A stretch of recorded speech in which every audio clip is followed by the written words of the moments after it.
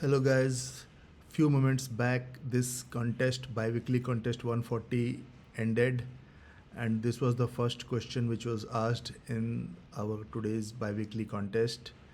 And this problem is minimum element after replacement with digits. So let's go through this problem, okay, so that we understand this problem very clearly, and understanding the problem is the first step towards solving it. So the problem is minimum element after replacement with digit sum, and in this we are given an integer array nums. Okay, so the input is an integer array nums. Okay, and clearly it's telling that the input is an array, and that too it is an integer array. Okay, and the second thing, it is telling that you replace each element in nums with the sum of its digits. Okay, so you have to replace each element in nums with the sum of its digit. Okay, and then the third thing it is telling, the final thing that is asking us, as a output of this whole process, that we need to return the minimum element in nums after all replacement. So we are given an array nums. Okay, so we are given an array nums. Okay, if you see this, let me increase the font size.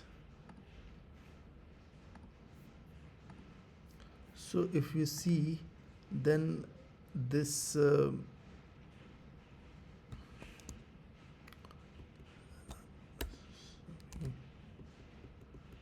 so if you see, then this function is accepting an int array and it's named as nums, and we need to replace each element of this nums array with the sum of its digits. Okay, and finally we have to return the min value. So how to solve this? So let's initialize this min with integer dot max value. Why we are initializing it with max value? Because we want to finally get the min out of it. And to get the min out of it, what we will do, that int I of this nums. Okay, and once we do this int I, then now what we will do, that we will initialize one sum variable. Int sum is equal to 0, and while I is greater than 0, okay, while I is greater than 0, then what we will do, if I is greater than 0, then we need to get the first inside the sum, we need to add the units digit. To get the units digit, what we will do, we'll do I percent 10. Okay, and we will do I percent 10, it's not required. Okay, and after doing this, we will do I divided by 10. Okay, and once we have done this, we will, in the min, we will be storing the in between the min and the sum, whatever is the minimum, that value will be stored back into the min, and finally we will be returning this min. Okay, so I hope this thing is clear to everybody, what we are doing and how we are doing.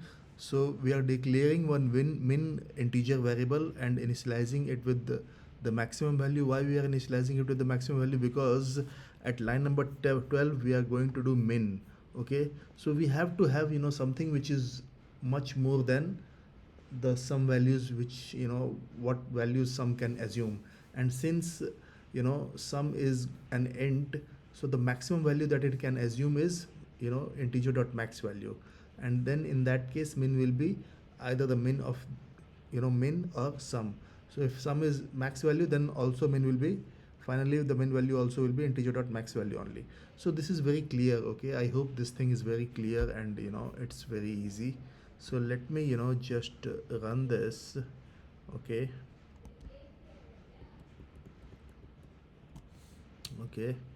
so I'll run this. Perfect, and then I'll submit this.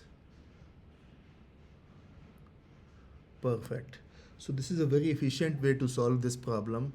If you have any doubt, any problem or anything, please post it in the comments, and definitely I'll answer those doubts. With this, I'll thank you. Thanks a lot.